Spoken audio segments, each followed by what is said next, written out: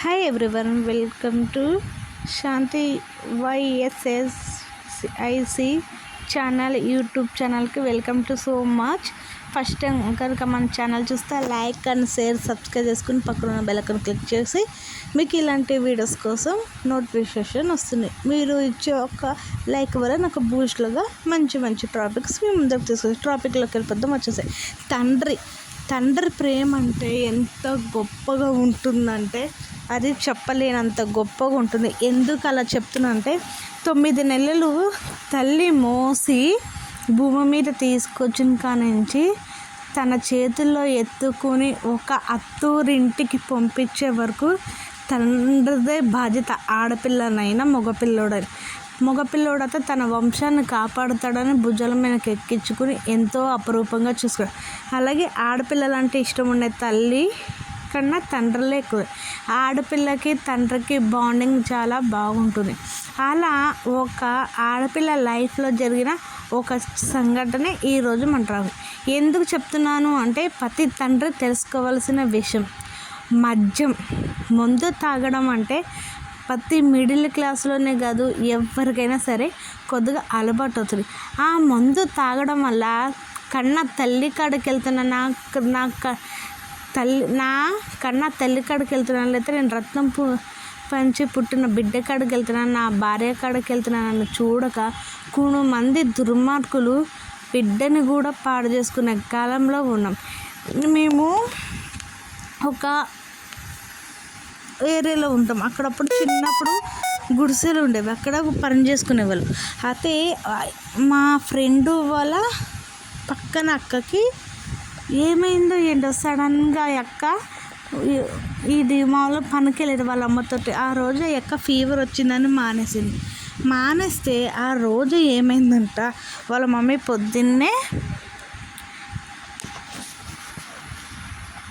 అక్క వాళ్ళ తమ్ముడు స్కూల్కి వచ్చేసాడు. వాళ్ళ మమ్మీ పనికి వెళ్ళిపోయిన అక్క ఫుల్ జ్వరం వచ్చిందనే కానీ ఇంట్లో పని అంతే అక్కడ గుడిసె తుడిసేసి గిన్నెలు తోమేసి బట్టలు ఆరబెట్టేసి అన్నం తిని జ్వరం వస్తే జ్వరం ట్యాబ్లెట్ వేసుకుని పండుకుంటే వాళ్ళ డాడీ వాళ్ళ నాన్న ఏం చేశాడు అంటే చూసుకోకుండా మందు ఫుల్గా తాగేసి వచ్చి కామం పట్టిన రాబందు పిక్కుని తింటుంది కదా. ఆ జ్వరంలో ఉన్న ఆ మొత్తులో ఆ అమ్మాయిని అనవసరంగా రేపు చేస్తే ఆ విషయము ఈ అమ్మాయికి ఫస్ట్లో తెలియలేదు. ఏంటి నా ఒళ్ళంతా ఇలాగ చిందరబందరగా పడింది, నాన్న నా పక్కన తాగొచ్చి పడుకున్నాడేమో అనుకుని పిచ్చి తల్లి. ఎంత వయసు కాదు కదా, 14 సంవత్సరాలు. అలాగా కొన్ని రోజులకి తనకి మెల్లగా ఆ జ్వరం ట్యాబ్లెట్స్ ఫుల్ పనిచేసడం వల్ల మొత్తులో ఆమెకి ఏం తెలియదు, తండ్రికి ఏం గుర్తులేదు. ఆ రోజు మరీ నీరసంగా అయిపోతేనే వాళ్ళ అమ్మ హాస్పిటల్కి తీసుకెళ్తే మామూలుగా డాక్టర్ ఇంత నీరసంగా అయిపోయింది ఏంటంటే జ్వరం వచ్చింది, ఇలాగ పని అంతా చేసి పడుకుందంటే ఇలా పిచ్చిదానిలాగా అయిపోయిందని చెప్పారంట.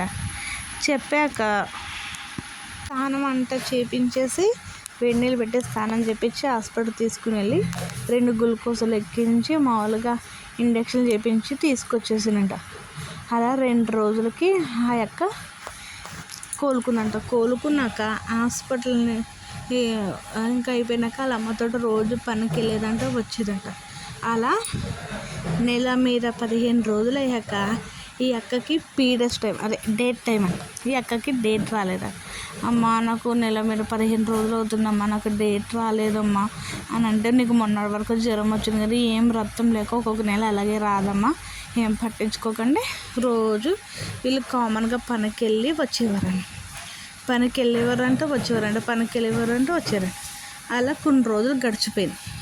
ఓ నెల వెళ్ళి నెల మీద 15 రోజులు వెళ్ళి 2వ నెల వచ్చేసారండి. అమ్మ నాకు 2 నెలలు అవుతున్నాయి ఇంకా రాలేదు ఏంటమ్మా అంటే, ఏం కాదు ఒక్కొక్కసారి ఒక్కొక్కరికి 3 నెలలు 4 నెలలు రావు, ఏం పర్వాలేదని తల్లి చెప్పిందంట. 2 లేకపోయినా 3 నెలలకు ఒకసారి వస్తుందమ్మా, ఏం పర్వాలేదు అన్నాను. అలా వారం రోజులు అయ్యాక ఈ అక్క వాళ్ళు పనికి వెళ్ళిపోతే ఎప్పుడు తండ్రి ఒకటే బతుకు కదా, తాగడం తిరగడం పడుకోవడం. వాళ్ళు కొడుకుని స్కూల్కి పంపించి వెళ్ళిపోలకి పిల్ల అక్కడికి వెళ్ళిపోలకి కళ్ళు తిరిగి పడిపోయిందండి. వాంతింగ్స్ అంట, కళ్ళు తిరిగి పడిపోయినట్ట. అప్పుడు అందరూ లేపి నీళ్ళు అవన్నీ కొట్టి ఏంటి పిల్ల కళ్ళు తిరిగి పడిపోయిందని అంటే మళ్ళీ వాటర్ అవన్నీ పెట్టాక కొద్దిగా కోలుకున్నాక ఇంటికి తీసుకుని వచ్చేసినట్ట. తీసుకుని వచ్చేసాక మళ్ళీ 1 డే తర్వాత రోజు నుంచి కక్కులంట, కళ్ళు తిరగడం అంట, ఏం తినబుద్ధి వేసేది కాదంట. ఏంటి పిల్ల ఇలా చేస్తుందని అనేసి ఆర్ఎంపీ డాక్టర్ కాడికి తీసుకెళ్ళారండి. తీసుకెళ్తే ఆర్ఎంపీ డాక్టర్ అన్నారంటే ఈ పిల్లని చూస్తే వేదోలాగా ఉంది, ఈ అమ్మాయిని పెద్ద హాస్పిటల్ తీసుకెళ్ళండి అని హాస్పిటల్కి తీసుకెళ్ళారండి. తీసుకెళ్తే ఈ హాస్పిటల్లోనే చెప్పారంటే ఈ అమ్మాయి ప్రెగ్నెంట్, ఇప్పుడు 2 నెలల 15 రోజులు అవుతుంది, ఈ అమ్మాయి నెల తప్పిందని చెప్తే వాళ్ళ అమ్మ షాక్ తినేసినట్ట. ఆ పిల్ల షాక్ తినేసినట్ట. వాళ్ళ అమ్మ హాస్పిటల్ నుంచి తీసుకొచ్చి గుడిసెలో పెట్టి మస్తు కొట్టిందంట. కొడితే ఏం చేస్తావు, ఎక్కడ ఏం తప్పు చేసావు, అలాగా ఇలాగని అంటే అమ్మ నేను ఏం తప్పు చేయలేదు, నాకేం తెలియదమ్మా, అలాగే ఇలాగని అనేసి అంటే వాళ్ళ అమ్మ మస్తు బెదిరించిందంట. కారం అంట పోసి బెదిరించిందంట. కారం అంట పోసి బెదిరిస్తే ఇంత జరిగితే అంత జరగడం ఇంకా అందరికీ తెలిసిపోయిందంట. ఆడెవడో ఇలాగ అలాగని. వాళ్ళ నాన్న కూడా తాగొచ్చి కొట్టాడంట. కొడితే నీ అమ్మాయికి ఏం గుర్తులేదంట. ఏం గుర్తులేకపోతే అందరూ అన్నారంట అబార్షన్ చేయించేసి ఏమవుతుంది అది అవుతుంది, ఎవరినో ఒకరు చూసి కట్టబెడదు కానీ చేపించి ఊరికి తీసుకెళ్ళిపోదాం, ఎవరో ఒకరి నుంచి కట్టబడదామని అక్కడ అన్నారంట. అంటే నా అబార్షన్ చేపినాక తీసుకెళ్తే ఈ అమ్మాయి వయసు చూస్తే చిన్నది, తనకి బలం లేదు, ఇప్పుడు అబార్షన్ చేస్తే తనకే ప్రాణాంతకం, ఇప్పుడు చేసే అవకాశం లేదు, కొన్ని రోజులు ఆగండి అంటే అప్పటికి ఇంకేం చేయాలో తెలియక ఈ అమ్మాయిని అలాగా బిడ్డ కనవలసిందంటే అపురూపంగా అలా వాళ్ళ అమ్మ చూసుకుంటే కదా. ఇంకా పెళ్ళిగాని పిల్ల నెల తప్పింది అంటే తల్లికి కూడా ఎవరికి తెలుసు కన్న తండ్రి కాటేస్తాడని.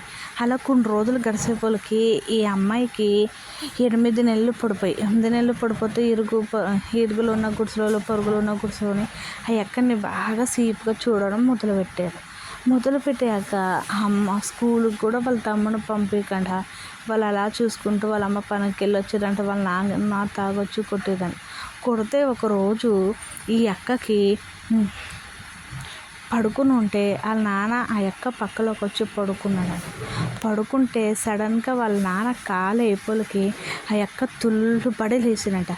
లేచి ఏంటి మా నాన్న కాలేస్తే నాకు గుండెలు జర్రమని అనిపించినాయి, అసలు ఏంటి ఏం జరిగిందని నన్ను అనుకుని ఆ అక్క మళ్ళీ పడుకుంటే ఆ రోజు నైట్ అంతని ఆ అక్క ఆలోచిస్తే ఆ రోజు జ్వరం వచ్చి నేను పడుకుంటే ఆ రోజు నాన్న వచ్చి నా మీద పడడం అవన్నీ గుర్తుకొచ్చి అంటే దీనికి కారణం నానేనా, అమ్మతో చెప్పనా, అమ్మతో చెప్తే అమ్మ గొడవ పడుకుంటారు, ఏం చేయాలని ఆ అక్క కడుపులోనే అలా కడుపులో పెట్టేసుకుని ఆ అక్క నెలలో నిండిపోయి అలా రోజు రాత్రులు పగలు ఇరుగులో ఉన్న వాళ్ళు పరుగులో ఉన్న వాళ్ళు తంతా పని చేసే వాళ్ళ మగవాళ్ళు ఆడవాళ్ళు ఆ అక్క నన్నరాని మాటలు అంటే కుళ్ళి ఏడ్చేదంట. ఏడిస్తే అని ఏడ్చేదంట. ఏడిస్తే అలా కొన్ని రోజులకి ఆ అక్కకి పెయిన్స్ వస్తుంటే హాస్పిటల్ తీసుకెళ్తుంటే ఆ అక్క వాళ్ళ అమ్మతో అమ్మ నీతో ఒక మాట చెప్పు, నన్ను హాస్పిటల్ తీసుకెళ్తాను కానీ నేను బతుకుతానా లేదో తెలియదు, నేను ఎలాంటి తప్పు చేయలేదమ్మా, నా కడుపులో ఉన్న బిడ్డకి కారణం ఎవరో కాదు నా కన్నా తండ్రి, నువ్వు ఆ రోజు జ్వరం వచ్చిన నన్ను ఇంట్లో వదిలేస్తే లేదు, ఆ రోజు నాన్న తాగొచ్చి నేను మత్తులో నన్ను ట్యాబ్లెట్స్ అవన్నీ వేసుకున్న వల్ల ఆ ట్యాబ్లెట్స్ ఏవతేలతో నేను అవి ట్యాబ్లెట్స్ వేసుకున్న వల్ల నాకు నాన్న మత్తులో నన్ను ఇలా చేసాడమ్మా, నాదేం తప్పు లేదని ఆ పిల్ల గుండె పగలేలా నిజం చెప్పి ఏడిస్తే ఆ తల్లి ఆ మాటలు విన్న తండ్రి నేను కాదు అంటే నిజం నువ్వే నాన్న, నీకు నేను అబద్ధం ఎందుకు చెప్తాను నాన్న అని చెప్తే ఆ అక్కని హాస్పిటల్ తీసుకెళ్ళాక పెయిన్స్ తీయలేక చిన్న వయసేమో ఆ యొక్క పెయిన్స్ తీయలేక చాలా బాధపడ్డదంట.